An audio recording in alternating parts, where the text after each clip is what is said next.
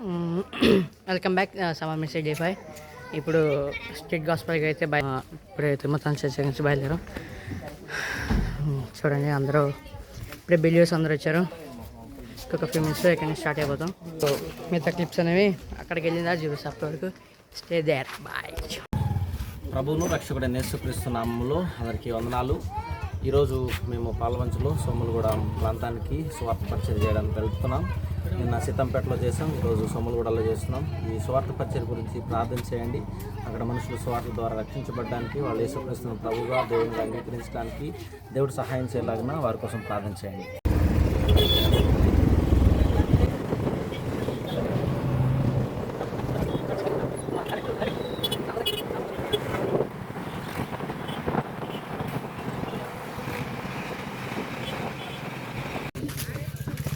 ఎవరన్నా సోములగూడ విన్నారుగా, వచ్చేయండి.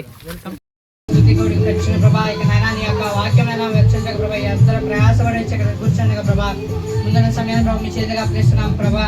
ఇక జరగబోయే సమస్తముగా మీ యొక్క నామానికి మహిమార్థకరంగా జరుగుతున్నాం ప్రభా. మన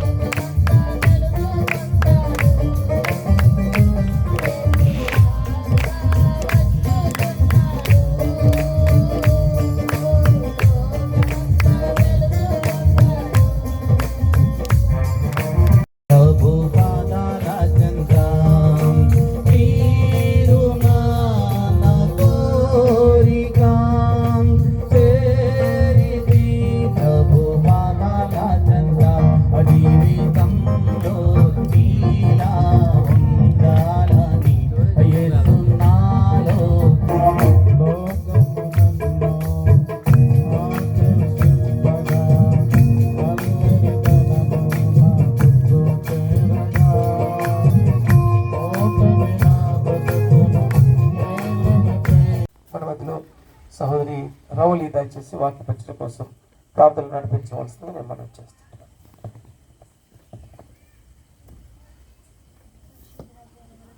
అయితే వీటి వెనకాల నేను చెప్పాలనుకున్నటువంటి పాయింట్ ఏంటనంటే, ఈ లోకంలోని ప్రేమలన్నీ కూడా మోసపూరితమైనవి. ప్రేమలా కనిపిస్తే గానీ అవి వాస్తవానికి ప్రేమ కాదు. అవి ఎలాంటివంటే మేడిపండు లాంటివి అన్నమాట. అవి చూడడానికి బయటికి సుందరంగా కనిపించినా లోపలంతా కూడా కుళ్ళు, లోపలంతా కూడాను పాడైపోయినటువంటి స్థితిలో ఉండేటువంటి ప్రేమల మధ్య మనం బ్రతుకుతున్నాం. ఏమండి, మీరు చూసినట్లయితే ఈ రోజున ప్రేమ అనే పదం చాలా తప్పుగా ఉపయోగిస్తున్నటువంటి పద్ధతులు, విధానాలు మనం చూస్తున్నాం. ఏమండి, తల్లిదండ్రుల ప్రేమలు నిజంగా ఉండడం లేదు, పిల్లల ప్రేమలు నిజంగా ఉండడం లేదు. ఏమండి, ప్రేమ ప్రేమ ప్రేమ అనేటువంటి పదంలో దోషాలు చూస్తున్నాం, లోపాలు చూస్తున్నాం. రైట్, రకరకాలైనటువంటి వివిధ రకాలైనటువంటి తప్పు మార్గాలను మనం చూస్తున్నాం అన్నమాట. రైట్, అయితే ఈరోజు నేను బైబిల్లో ఉన్నటువంటి ప్రేమను గురించి మీతో చెప్పడానికి ప్రయత్నం చేస్తున్నాను. బైబిల్లో ప్రేమ అనేటువంటి పదానికి 5 రకాల అర్థాలు ఉన్నాయి. ఆ 5 రకాల అర్థాలు ఏంటో నేను మీతో చెప్తాను. మొదటిగా బైబిల్లో ఫిలియోస్ అనేటువంటి ప్రేమ ఉంది. గ్రీక్లో ఫిలియోస్ అంటే దాని అర్థం ఏంటనంటే బ్రదర్లీ అఫెక్షన్, అంటే సహోదర ప్రేమ అన్నమాట. నేను ఇప్పుడు నా తోటి సహోదరు అయినటువంటి బెన్నీని కానీ, నా తోటి సహోదరుని అయినటువంటి బ్లెస్సింగ్ అని ఎలా ప్రేమిస్తానో దీనిని ఏమంటారంటే ఫిలియోస్ అంటారు, బ్రదర్లీ లవ్, సహోదర ప్రేమ అన్నమాట. బైబిల్లో ఉన్నటువంటి మరొక ప్రేమ ఏంటంటే స్టోర్గే. అంటే ఈ ప్రేమ అర్థం ఏంటంటే ఫ్యామిలీ ప్రేమ. అంటే తండ్రి కూతురుని ప్రేమించడం, తండ్రి కొడుకుని ప్రేమించడం, కొడుకు తండ్రిని ప్రేమించడం, కూతురు తండ్రిని ప్రేమించడం, దీన్ని స్టోర్గే అంటారు అనమాట. దీనిని ఫ్యామిలీ లవ్ అని చెప్పేసి అంటారు. మరొక ప్రేమ ఉంది, దాని పేరే ఫిలితుయా. ఫిలితుయా అంటే ఏంటంటే సెల్ఫ్ లవ్, నన్ను నేను ప్రేమించుకోవడం, నన్ను నేను గౌరవించుకోవడం, నాకు నేను ప్రాధాన్యతనిచ్చుకోవడం, నాకు నేను విలువనిచ్చుకోవడం, దాన్ని ఫిలితియా అంటారు, దాన్ని సెల్ఫ్ లవ్ అంటారు అనమాట. మరొక ప్రేమ ఉంది, ఆ ప్రేమను ఎరోస్ అని చెప్పేసి అంటారు. ఈ ప్రేమ ఏంటంటే కామపూరితమైనటువంటి లేకపోతే చెడు ఉద్దేశంతో ప్రేమించేటువంటి ప్రేమ అన్నమాట.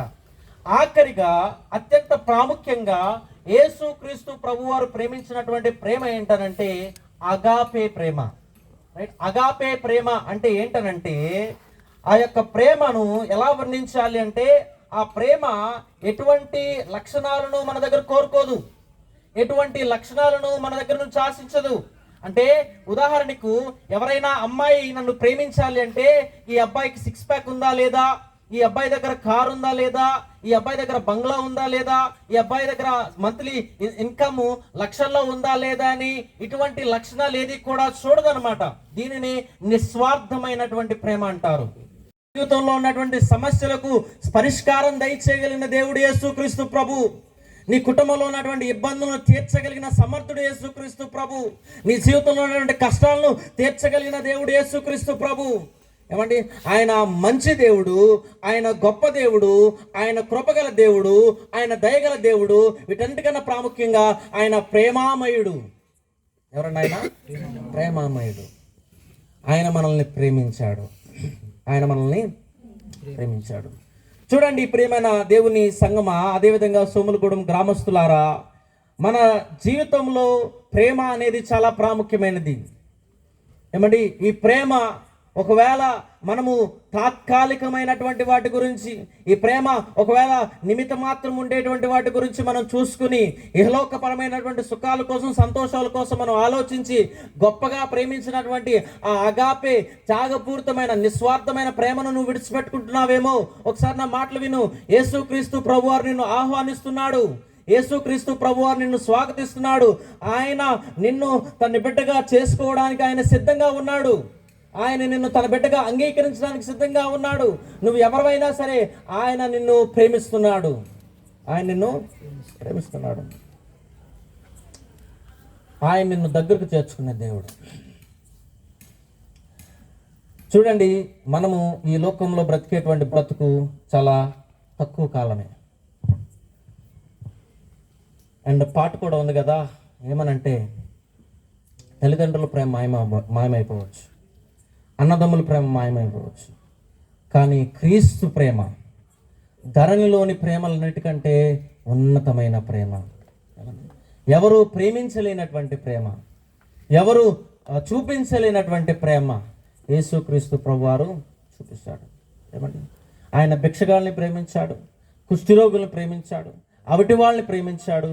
ఆయన నిన్ను నన్ను కూడా ప్రేమిస్తున్నాడు, ఆయన నిన్ను నన్ను కూడా ప్రేమిస్తున్నాడు. యేసుక్రీస్తు ప్రభువారు ప్రేమించే దేవుడు. కాబట్టి ఆయన ప్రేమను అర్థం చేసుకుని ఆయన మీద విశ్వాసం ఉంచితే ఆయన నీ జీవితాన్ని బాగు చేస్తాడు, నీ కుటుంబాన్ని బాగు చేస్తాడు. ఆయన మీద విశ్వాసం ఉంచితే ఆయన నిన్ను కూడా ప్రేమించడానికి సంసిద్ధంగా ఉన్నాడు. ఒకసారి కళ్ళు మూసుకోండి.